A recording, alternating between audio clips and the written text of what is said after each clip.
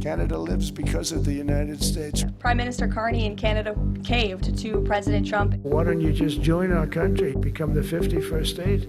My Canadian heart just got ripped apart.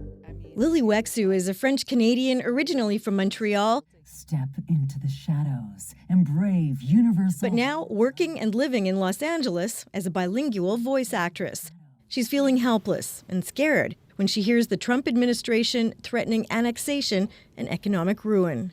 Any talk of assaulting my country in any way, whether it's economic or territorially, I mean, I could cry right now. She's not the only one struggling. A recent poll shows 4 out of 5 Canadians are feeling more fear than hope about the Canada-U.S. relationship in the year ahead.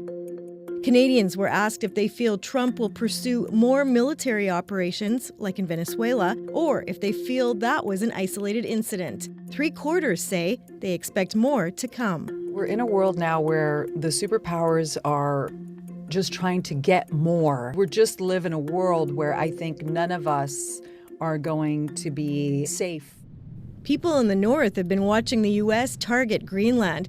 Some, like Titus Alulu, say they're worried about northern sovereignty. Inuit in Canada would be impacted, he says. If you look at Alaska, it's an American state. And if Greenland were to become an American state, Canada is right in the middle.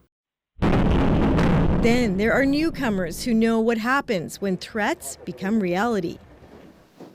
You have to move somewhere else to stay safe. Yaroslav Zhovner, his wife and 3 children moved from Ukraine to Winnipeg in 2022. They chose Canada because it was safe.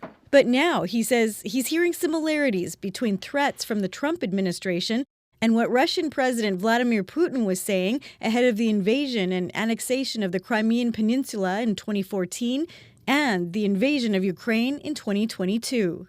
Now we can see what's happened. Zhovner says his wife feels a lot of anxiety and his children have questions. All he can do is tell them they're safe.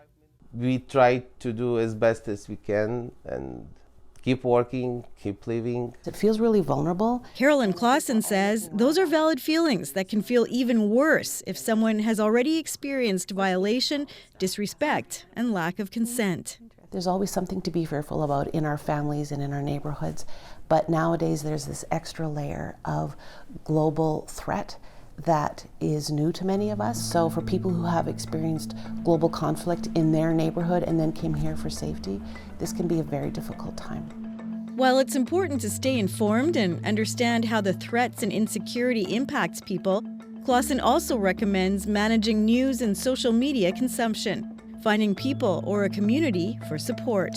We are wired for connection and we need each other like we need food, water, and oxygen. And when we share our distress, we are able to manage it better.